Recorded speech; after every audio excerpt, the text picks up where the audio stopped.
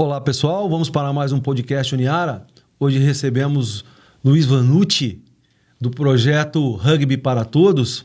Só lembrando que os episódios estão disponíveis nas plataformas da TV Uniara, no Facebook, Instagram e YouTube.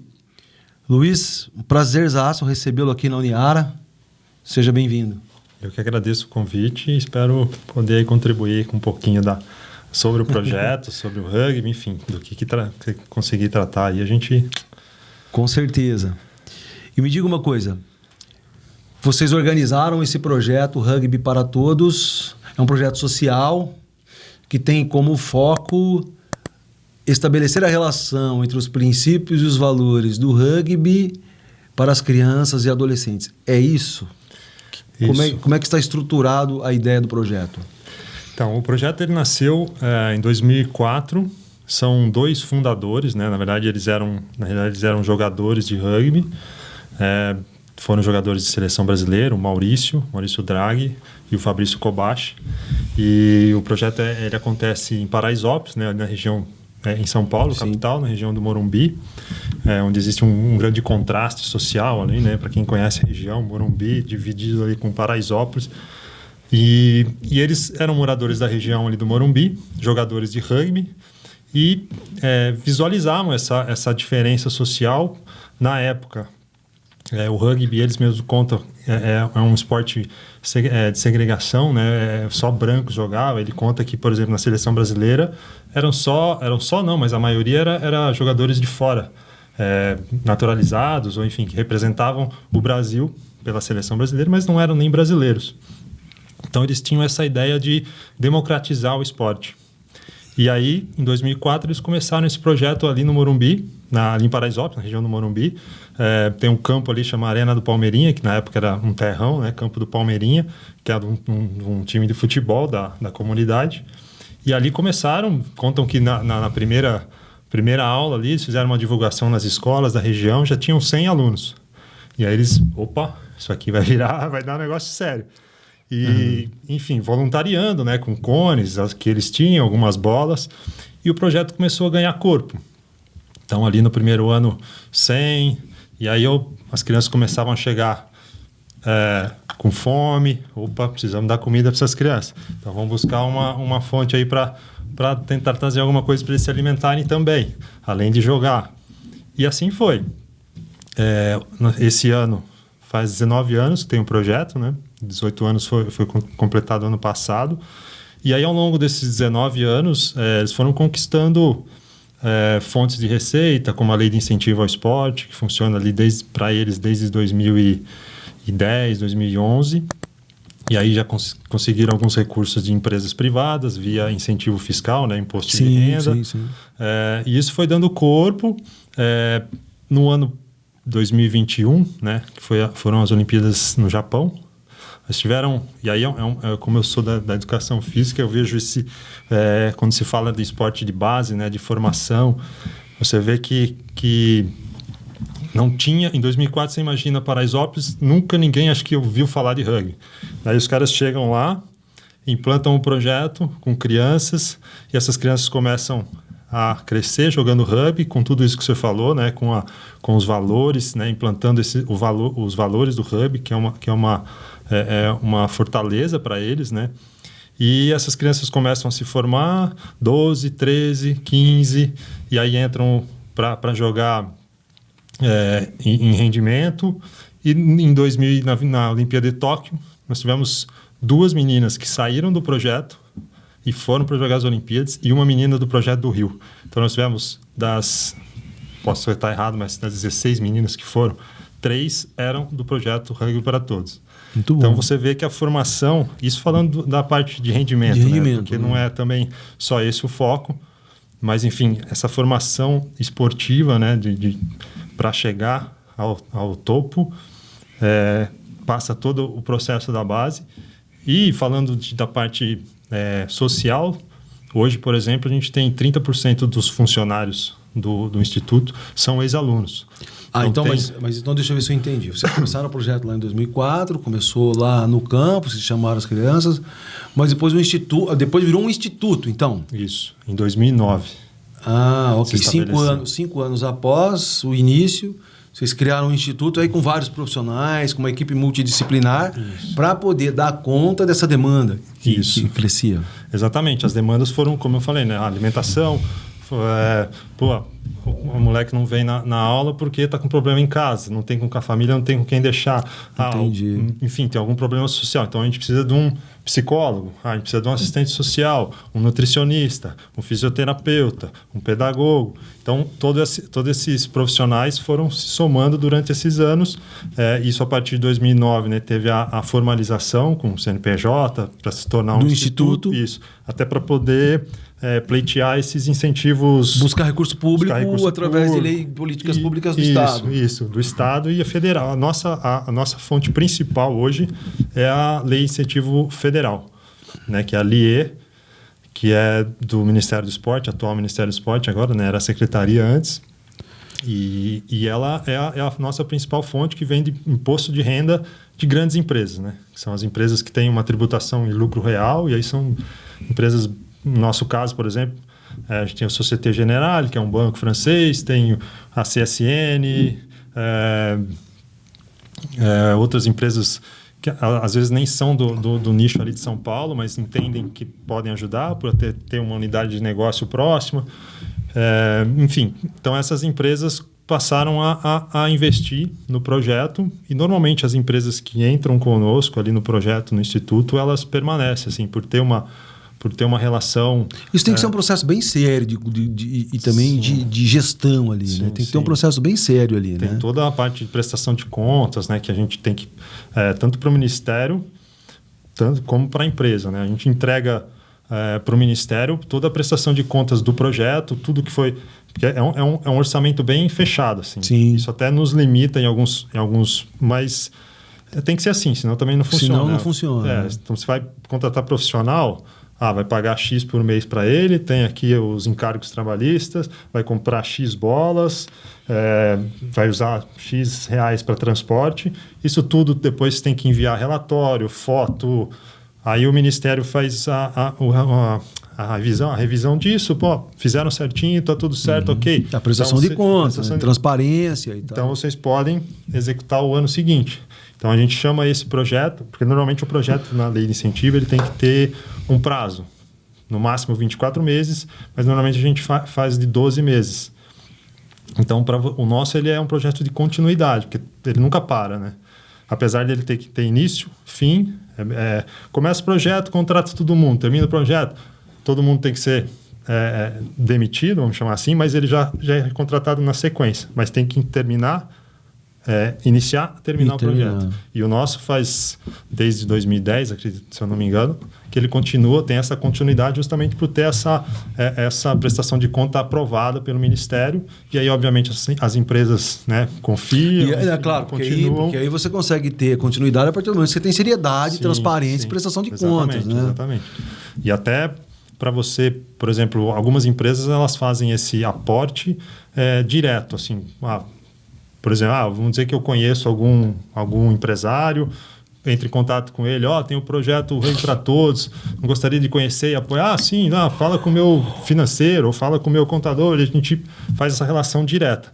Mas a maioria das empresas, ela tem um setor que cuida disso, ou ela tem uma empresa que faz o edital para essa empresa, para as organizações esportivas participarem, e aí esse comitê da empresa faz uma seleção dos projetos.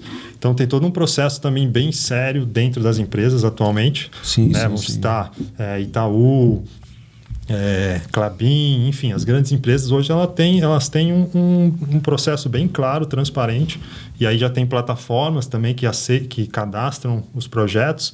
E essas empresas, vamos dizer que essas plataformas elas fazem o meio campo ali entre a organização esportiva que precisa do aporte e a empresa que quer patrocinar, né? Então a gente tem lá uma plataforma, as organizações cadastram o projeto e as empresas têm acesso aos projetos cadastrados, e aí dentro da empresa ela seleciona alguns trabalhos. Tem mais perfil dela. Esse aqui é da nossa região, então vamos apoiar esse aqui. Esse aqui é a modalidade que a gente tem mais o perfil da nossa empresa. Então, isso tudo entra essa questão da transparência, né? E a confiança aí, vamos dizer que nós estamos aí há 18, 19 anos. Uma empresa que quer um projeto de continuidade, sério, ela já tem uma visão... Tem uma linha de trabalho, né? Isso, exatamente. Sabe como é que funciona tudo ali. Aí a gente também tem algumas outras fontes em termos de recursos próprios, né? Ou recursos diretos, vamos chamar assim. A gente tem uma parceria, por exemplo, com a Gerando Falcões, que é uma ONG bem forte assim, nacionalmente. E aí esse recurso deles, eles aportam diretamente. Eles têm vamos dizer, um banco não é um banco, mas enfim, uma fonte de recursos que eles administram entre várias ONGs parceiras. Então a gente recebe uma parte dessa receita deles, mas de forma direta, sem incentivo fiscal. E aí a gente administra esse valor prestando contas para eles também. A gente tem que falar, a gente vai gastar esse valor pagando um profissional, comprando água e o lanchinho. E aí todo mês eles fiscalizam ou fazem, né, a prestação de contas juntamente. Beleza, então tá certo? Tá, comprou isso aqui, então vamos liberar próximo mês. E aí são 4 anos e também a gente vai sofrendo o que eles chamam de desmame, né? Cada ano diminui um pouquinho. Para entender que daqui a pouco vocês vão ter que se virar sozinho e o instituto começar a andar com as próprias pernas para gerar recursos. Então, né? E além de campanhas que a gente faz pontuais, assim, né? Por exemplo, para a pessoa física, por exemplo, se a pessoa quiser fazer uma doação mensal nessas campanhas de crowdfunding, né? Coletivo, se ela quiser contribuir ali mensalmente com 10, 15, 20 reais, se ela quiser fazer uma doação pontual, ou se ela quer patrocinar os leões de Paraisópolis ou as leoas de Paraisópolis, que são esses... Porque durante todo esse tempo, né, como eu falei, as crianças foram crescendo e chegou um momento ali que o projeto ele atende de 7 a 18 anos. 7 a 17, 7 a 18 anos. Então chegou a criança ali, o adolescente com 18 anos, ele tá, e agora, né? O que eu vou fazer? Acabou, não posso mais brincar aqui.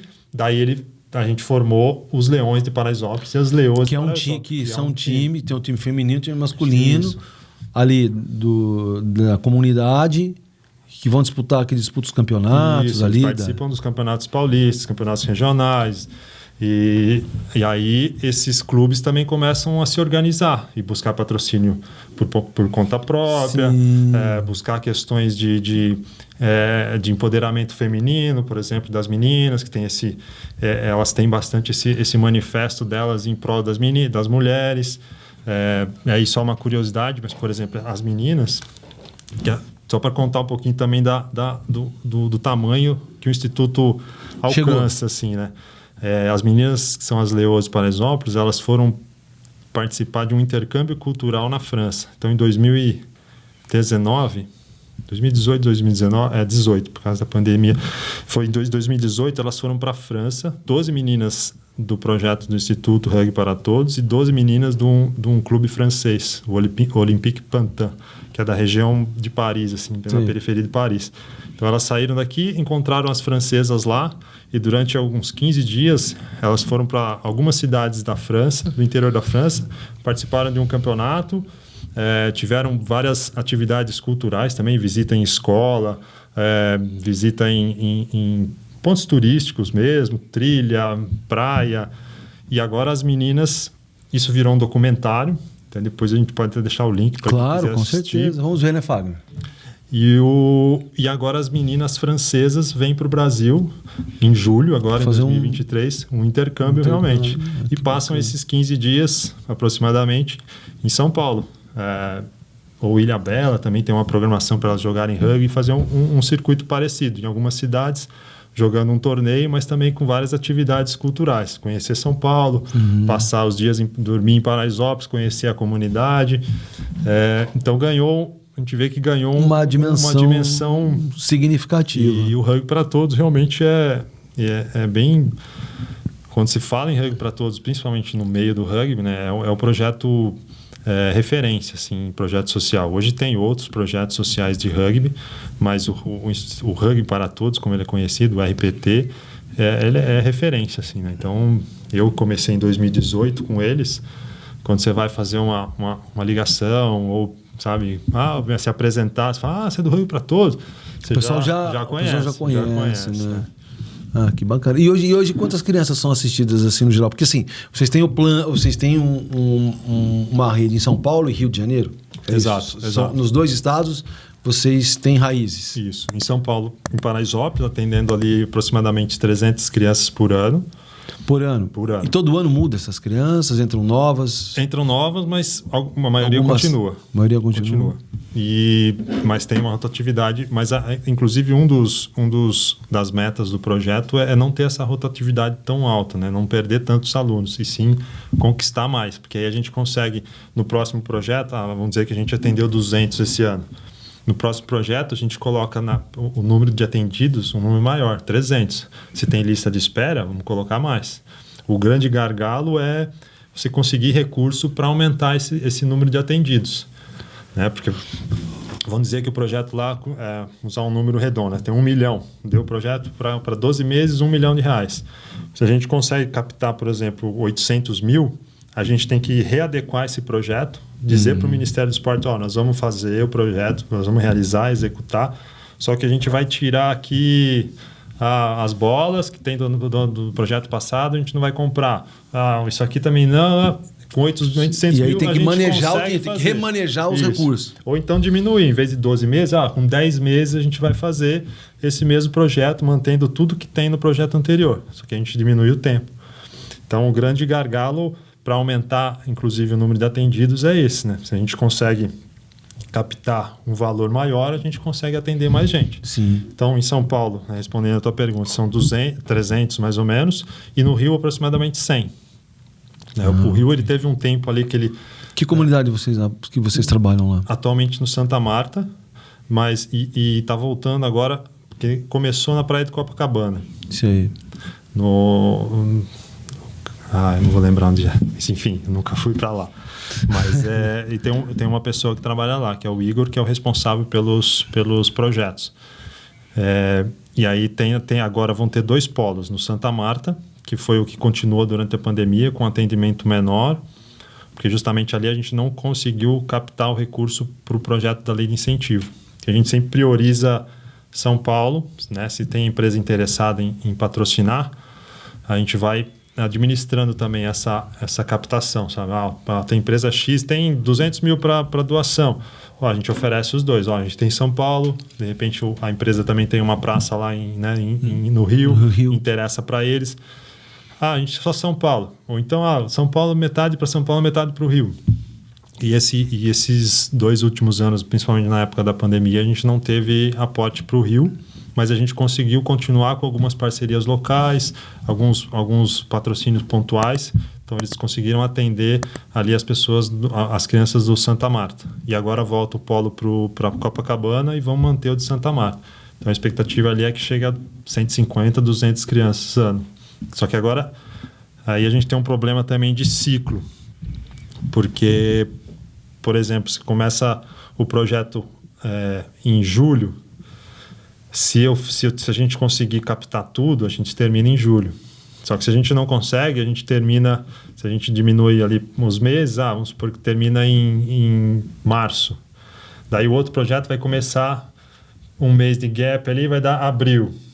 Então aí começa em abril, se no outro ano a gente conseguir um pouco menos, em março. Então nunca fecha assim... o ciclo certinho, sabe?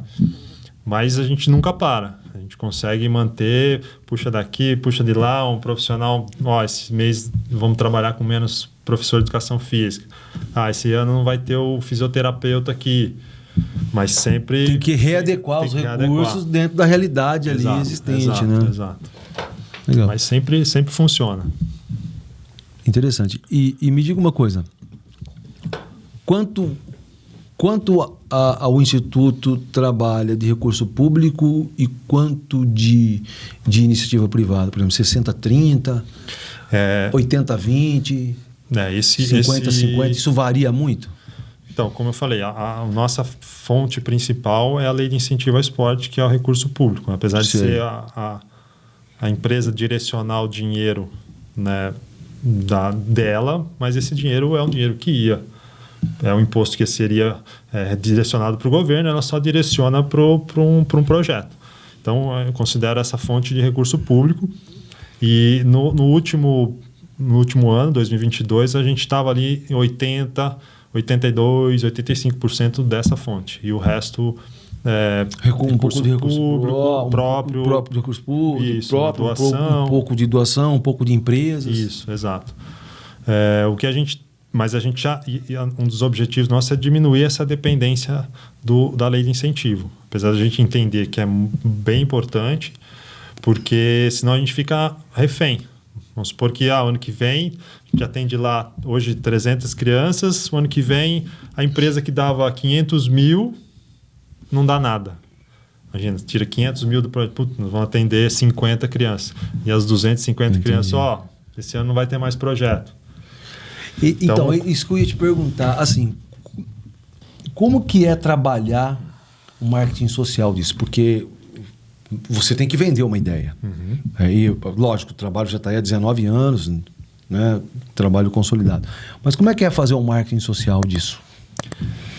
É um desafio, assim, né? Hoje, por exemplo, com esse novo termo aí do ESG, né? O ESG, que é o meio ambiente, a sustentabilidade, a governança, a gente fala que a gente entrega o social ali, a sustentabilidade, né? A parte social. Então, é uma visão bem diferente que as empresas estão tendo de dar esse retorno, né? E isso, para nós, facilita, porque a gente vê que eles estão olhando mais para isso, mas uma percepção, né, que a gente tem ali é que a gente precisa mostrar mais coisas que a gente faz e a gente ainda não mostra. Por exemplo, isso que eu falei do empoderamento feminino, que é algo que está bem evidente no momento. Mostrar que a gente trabalha com o ESG, com esse ESG aí, né? Mostrar que a gente atende comunidade de vulnerabilidade social. Mostrar história dessas crianças que a gente transformou a vida, não só de rendimento, como eu citei das meninas que foram para as Olimpíadas, mas desses meninos que se tornaram hoje profissional de educação física do projeto. Tem um fisioterapeuta, tem uma fisioterapeuta que era do ano passado e agora está na França, morando na França. Contar essas histórias para eles, né? Mostrar tudo isso, vocês têm um banco de dados ali que vocês administram isso, né? Exato. A gente até no site a gente tem algumas histórias ali, histórias inspiradoras que a gente chama, tem alguns cases de alguns desses alunos, né?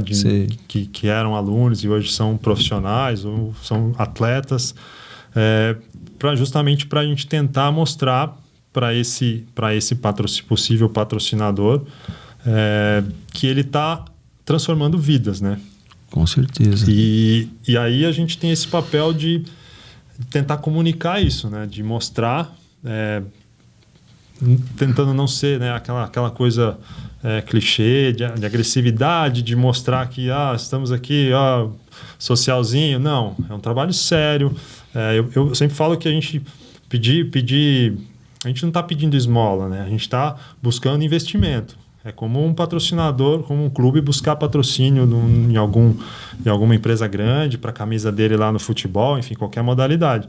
A gente quer que você invista no nosso trabalho e a gente oferece algumas contrapartidas, algumas formas de ativação, né, desse patrocínio. O que a gente vê é que às vezes as empresas não têm esse... isso está mudando, tá? Mas às vezes as empresas não têm essa visão de tanta relação com a comunidade, não, com a organização mesmo, o proponente do projeto, sabe? Às vezes, tá o dinheiro aqui e beleza, está fazendo, está legal, mas nós temos essa proatividade de buscar essa relação todo dia, sabe? Está aqui disponível, vem nos visitar. As empresas têm ido mais agora visitar, e aí quando elas vão, elas levam os funcionários lá em Paraisópolis, jogam rugby com as crianças, sabe? Aí filmam, fazem aqueles shows, o bonito de se ver ali para eles também, né? Que é importante para eles. Mas as empresas, elas estão melhorando isso, mas a gente sente um pouco de dificuldade de criar essa relação direta, sabe? De ter o contato direto com a empresa, de criar uma ativação junto, levar eles para lá e, vamos fazer vamos gravar um podcast que seja, vamos trazer uma pessoa da empresa ali, vamos levar o fundador do instituto e vamos gravar alguma coisa para a gente mostrar isso, se vocês usarem isso como material de marketing de vocês, sabe? Ainda tem uma barreira, assim, algumas têm uma abertura maior, mas outras, principalmente quando é edital, assim, né, que é muitas... Tem muita gente envolvida, muita gente precisa entrar. Então é um pouco ainda difícil. Mas tem melhorado bastante. E o que a gente faz de comunicação é ter a gente tem uma newsletter mensal, que a gente coloca lá tudo que aconteceu naquele mês e envia para os nossos, por e-mail marketing, para todos os que se cadastraram, ou os patrocinadores, as pessoas mesmo das empresas. A gente tem um anuário, que a gente coloca tudo ali também transparente, quanto foi captado. Tem os balanços patrimoniais ali, balanço fiscal, tudo também disponível. Isso tudo disponível no site, né, para questão de transparência. Aí as nossas redes sociais, a gente procura também todo dia ter algum post ali para mostrar o que está acontecendo. Mas é bem desafiador, assim, você falar com as pessoas que não são do rugby. Então, nessa linha, eu ia te perguntar, vocês fazem congressos, seminários, vocês organizam publicações do Instituto, vocês fazem, por exemplo, camisetas, vocês trabalham nessa linha ou não? Não. É um braço que a gente... E aí falta um pouco de braço, né? Mas, enfim, o que a gente tem são coisas isoladas, assim, por exemplo, um aluno que estava fazendo educação física foi fazer um trabalho sobre o rugby para todos, mostrar ali alguma coisa. Eu, por exemplo, eu fiz o meu mestrado com estratégias para... O título era mais ou menos assim, estratégias para captação de recursos com organizações que trabalham com projetos sociais esportivos. Entendi. Então, eu entrevistei várias organizações esportivas, diretores, gerentes, enfim, gestor de organização esportiva que tem esse projeto nesse perfil assim do rugby para todos. E aí, obviamente, depois foi publicado minha dissertação, tem ali a gente separa algum material, faz uma publicaçãozinha ali, outra colar. Então, essa forma de vamos dizer, acadêmica, tem esses formatos isolados. Eu nem falo assim do ponto de vista acadêmico, né? Mas, por exemplo, você lançar um livro, por exemplo, com as imagens das crianças jogando, do que é a comunidade. Isso é uma ideia aqui. Entendeu? Não, é porque... E quando você faz seminários assim, você chama pessoas de fora, né, para conhecer, e você se junta com outro instituto, aí você vê um outro instituto que trabalha numa outra linha, fala, vamos nos unir, vamos fazer um seminário a respeito, e você começa a agregar pessoas, você começa a chamar pessoas, né? E aí você gira a roda, E se você tem publicações, você põe para comercializar ali, mesmo que não seja uma coisa expensive, né? Sim. Mas é uma coisa que todo mundo consegue ter um acesso, enfim e tal, né? Tô te perguntando isso porque você falou muito da dificuldade que tem em se aproximar e em falar para as pessoas do trabalho, né? Eu acho que são formas da gente abordar esse público, né? Mesmo que indiretamente ele vá participar, mas ele está sabendo o que rola. Né? Sim. Então essa união com outros institutos, fazer um seminário, lançar uma publicação, lançar um livro de fotos da comunidade, entendeu? E você começar a fazer o processo a girar em torno dos seus objetivos, em torno do objetivo do instituto, entendeu? Sim. O que a gente tem nesse sentido, assim, por exemplo, a Gerando Falcões que eu falei, ela é uma rede de ONGs. Então são... não vou chutar aqui, mas enfim, 200, 300 ONGs no Brasil inteiro. Sim. Então eles têm lá, só que aí eles têm um direcionamento para os líderes dessas ONGs. Então, no nosso caso, o Maurício é o líder dentro da Gerando Falcões, ele é o líder do rugby para todos. Então eles têm os encontros deles, eles têm a comunicação interna entre eles. Então todo mundo ali sabe o que está acontecendo em todas as ONGs. Né? Isso, de certa forma, chega também para nós, né? Para quem é do Instituto, via o líder do grupo. E aí outras ONGs, outras redes, né, que a gente participa, eventualmente tem ali um encontro dessas redes, nós somos convidados. Mas efetivamente a gente, como você falou, criar um seminário, isso, pelo menos no tempo que eu estou dentro do Instituto, eu não vi. E aí o que a gente tem também hoje é um projeto que a gente chama aí a Missão França, porque agora na França, esse ano tem a Copa do Mundo de Rugby. Sim. Na França, setembro a outubro, e o ano que vem tem Olimpíadas. E assim, e a gente tem uma relação com a França tanto por esse processo de intercâmbio, mas também já teve voluntários da França trabalhando no Instituto, inclusive um deles é o que organizou esse intercâmbio. Então a gente tem essa relação e aí o fundador, né, o Maurício, ele quer organizar isso. Ele já teve, por exemplo, na embaixada, conversou com o... Como é que é da embaixada agora? Não é o embaixador da França. Enfim, ele teve na embaixada. Esse documentário das Franças, a gente fez uma exibição no Teatro da Aliança Francesa em São Paulo.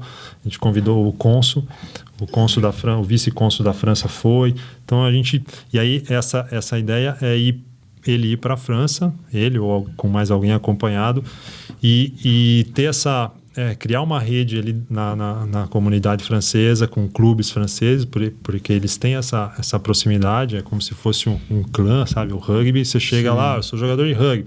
Opa, é uma família, então me abraça. E aí eles têm essa facilidade de chegar em alguns clubes e fazer mini seminários, sabe? Isso falando para a França, mas aqui no Brasil é, sem dúvida, uma via que a gente pode explorar mais. Até porque também você tem já o pessoal que já participa do projeto há muito tempo, e esse pessoal já foi para a universidade, esse pessoal já trabalhou, tem alguma coisa para mostrar, entendeu? Eu acho que seria... E a gente tem essa dificuldade, como eu falei, de falar com o público que não é do rugby, né? Então, quando a gente posta alguma coisa, a gente tem certeza que quem é do rugby está vendo aquilo ali. Sim. Mas quando a gente quer, por exemplo, falar com pessoas físicas que podem também doar via incentivo fiscal, via imposto. Você levar para eles uma mensagem do programa e como que vocês trabalham e como que ele atua para ser um diferencial na vida deles. Isso. E como que aquela pessoa, por exemplo, você, como qualquer um que declara imposto de renda, também pode fazer uma doação ali, sabe? Uhum. E aí a gente fala com todo mundo do rugby, só que todo mundo do rugby tem o seu clube. E às vezes ele quer ajudar o clube dele, né? Tudo bem, ele pode dar um valor para o Instituto, para o Rugby para Todos, mas ele também tem o clube que ele joga na cidade dele ou no bairro dele, e também tem um projeto social lá. Hoje parece que o rugby expandiu muito. Parece que o Palmeiras tem um time de rugby, tem o Coritiba tem um time de rugby, não é, sim, isso? Tem alguns, tem uma liga nacional forte, né? Sim. Tem a CBRU, né, que é o órgão máximo, organiza isso tudo. De 2 anos para cá, eles conquistaram bastante patrocinadores, então o esporte já tem categorias, tem o masculino, que era só... Tem o rugby 15, né? Tem o rugby 15, tem o rugby sevens, o 15 é com 15 jogadores, o 7, que é o rugby olímpico, são 7 jogadores. Então não tinha, por exemplo, o rugby 15 feminino. Agora recentemente eles têm agora a CBU tem um rugby 15 feminino, que começaram a disputar campeonato. Bacana, bem legal. E tem o campeonato brasileiro, vamos chamar assim, que é o Super 10, se eu não me engano. O 10 é sempre o número do time que tem naquele ano, né? Atualmente eu acho que é o Super 10, se eu não me engano. Já foi Super 8, então cresceu, agora são 10 times, se não for mais. Mas eu acredito que ainda é Super 10. E esses são a Liga, aí o projeto serve Série A, vamos dizer. E o projeto serve para municiar esses times aí todos, né? Você viu como categoria de base para esses times, né? E é legal também porque, por exemplo, saem jogadores do Rugby para Todos, dos Leões de Paraisópolis ou das Leoas, eles saem e vão jogar num clube maior de São Paulo. Sim. Né? Porque obviamente porque não cabe todo mundo nos Leões, ou porque esse cara se destacou mais e os Leões ali não estão ainda na Série A, então ele vai para um time pro SPAC, pro Bandeirantes, que são os times mais de elite do Brasil, ou pro Desterro, que é o próprio time lá de Florianópolis, e vão jogar a Série A, vão para a seleção brasileira. Então, é natural, né? Eles vão tomando o caminho deles. Tem jogador nos Estados Unidos, que era do Rugby para Todos. Tem jogador na Austrália. Então é um celeiro, né? É um celeiro. Um celeiro de jogadores. Tanto e tal, de rendimento quanto bases, né? de formação profissional mesmo, né? Que a gente também tem um atendimento ali, capacitação profissional, tem cursos de inteligência emocional. Dentro do Instituto? Dentro do Instituto. Ah, legal. Tem cursos de educação financeira, que aí é uma empresa também parceira que trabalha com isso. Eles entraram com um investimento mensal, pouco, mas entraram. E eles têm como uma contrapartida, eles nos dão ainda, quando a gente tem alguma exposição da marca deles ali em camiseta, em site, mas eles também nos oferecem assessoria online, né, remota, mas assessoria para aqueles alunos que se cadastraram, que se inscreveram no curso. Então, eles dão lá como é que chama quando não é assessoria? Enfim, eles dão uma tutoria para aquele curso. Então, uma vez por mês, uma vez a cada 15 dias, o aluno entra lá na plataforma da empresa e ele tem toda uma assessoria lá tem um material lá disponível para entender mais sobre educação financeira. Então, tem esse tipo de atendimento também. Quer dizer, na verdade, é muito amplo as ações do Instituto, não é? Exatamente. Não para só ali dentro do campo, não. Tem muita coisa, tem parcerias que surgem, as pessoas também nos procuram, a gente tem aqui material para doar, a gente tem aqui, tem um clube, eu não sei se chega a ser um clube, mas é um grupo de ex-jogadores de rugby, que eles sempre aparecem com alguma, temos aqui 30 camisas dos jogadores não sei da onde, com autógrafo, a gente quer doar para vocês. Então, aí faz uma campanha. Isso, para rifar, para fazer um leilão. Vamos, pegamos aquilo e fazemos alguma ação para fazer esse tipo de... Teve uma camisa dos All Blacks, que são o time da Nova Zelândia, né? Que é um dos melhores do mundo, né? Nova Zelândia, Austrália, né? Isso. O atual campeão é a África do Sul. África do Sul, muito forte, né? E aí o All Blacks, eles já vieram no projeto 2 vezes. Teve em 2015, se eu não me engano, quando eles vieram para o Brasil. Eles visitaram lá Paraisópolis, os caras foram lá, os jogadores do All Blacks fizeram uma atividade, tem no YouTube, tem no Facebook, enfim, tem os vídeos lá deles visitando, fazendo a dança deles lá, né? Que começa antes, que eles fazem antes do jogo. E depois, em 2018, eles vieram jogar no Morumbi contra a seleção brasileira. Só que aí vieram os Maoris All Blacks, né? Que não são do time principal. São ex-jogadores ou jogadores que já jogaram, e eles fazem esse circuito pelo mundo todo, né? Fazendo meio que uma exibição. Aí eles também foram lá no projeto, fizeram a haka, né? Que é aquele movimento deles, aquela dança que eles fazem antes do jogo. E isso para as crianças, imagina, né? Vendo ali E aí eles deixaram uma das camisas autografadas. E aí fizeram... Eu não estava ainda na época, mas fizeram um leilão lá e também conseguiram angariar um recurso lá para o projeto. Então, interessante. E assim, na verdade, o rugby, né? Ele é um esporte, assim, de muito contato físico, né? Que requer muita força, né? E quando você vê esses esportes trabalhados na perspectiva social, é mais ou menos... A gente teve uma conversa aqui com o judoca aqui da cidade, o Tomiyama. Ele fala assim, muitas escolas nos procuram porque o aluno começa a ter problema de comportamento em sala de aula, começa a ter problema de comportamento com o professor, começa com agressividade e tal, e aí o professor nos chama para a gente ir lá, e a gente começa a fazer um trabalho na escola, e você vai ver que com o tempo ele começa a desenvolver o judô, porque o judô é um esporte também adulto, mas ele tem a disciplina dele, né? tem todas as regras e tal, e de repente eles conseguem melhorar o aluno. O aluno consegue ficar mais focado, o aluno melhora as notas, é mais ou menos na mesma linha, exato, né? Exato.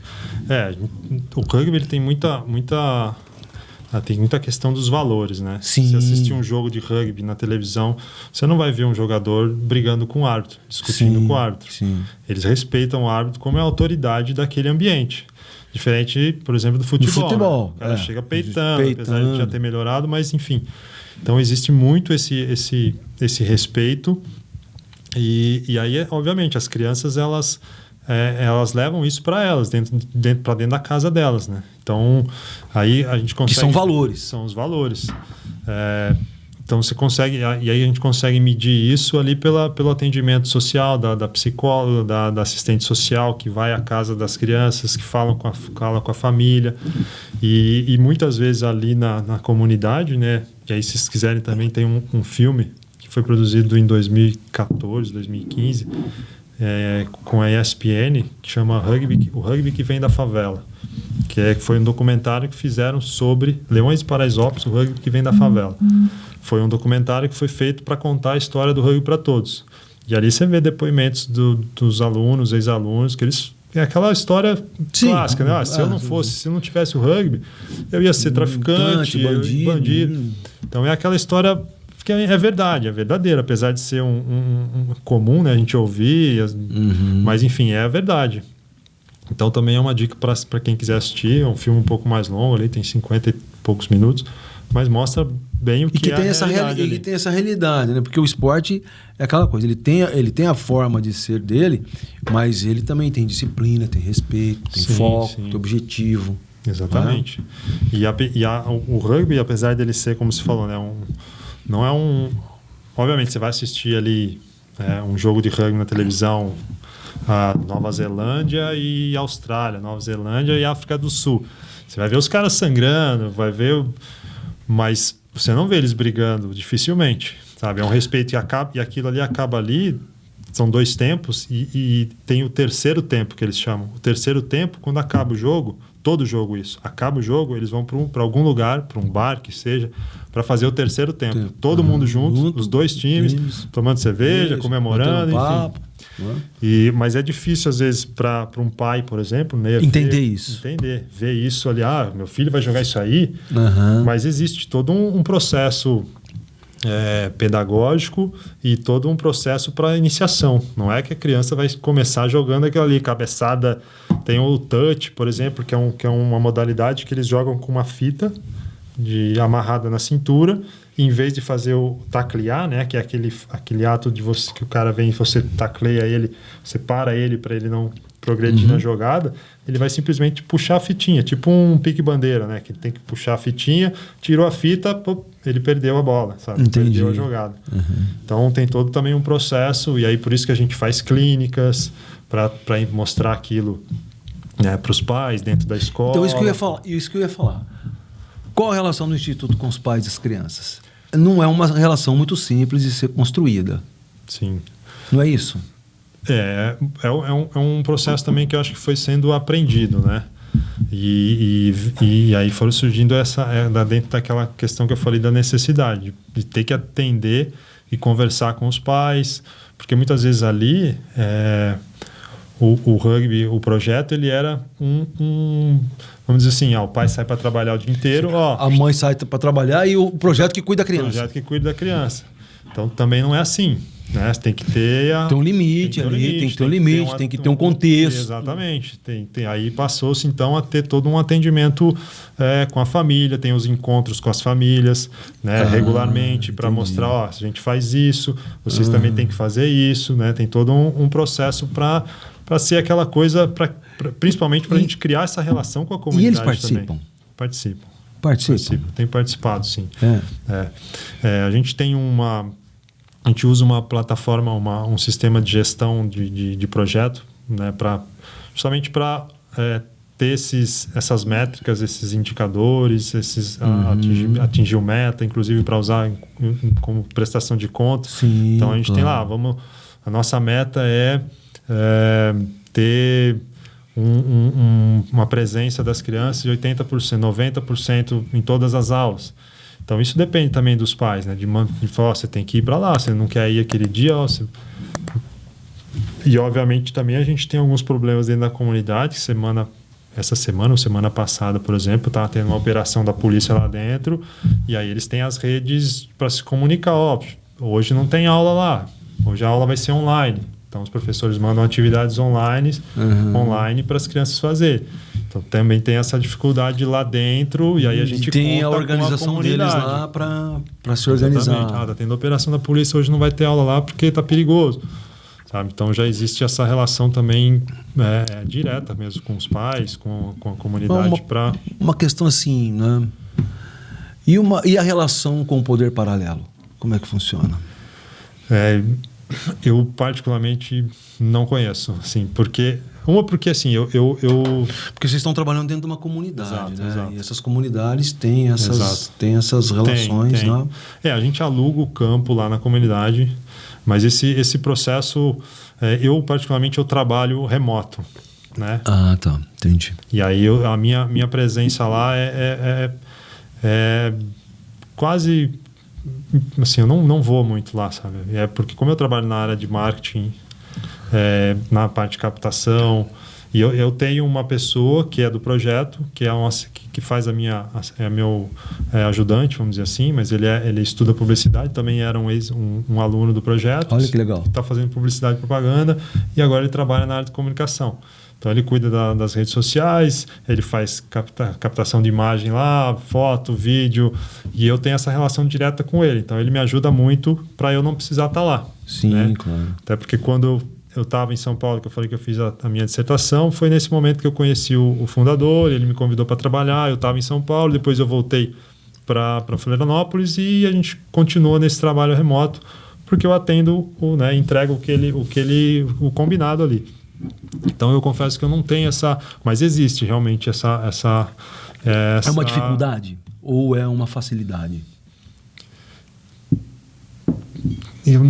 Olha, sinceramente, eu não sei te dizer. A minha opinião é que eu acho que é uma dificuldade, assim, porque pode...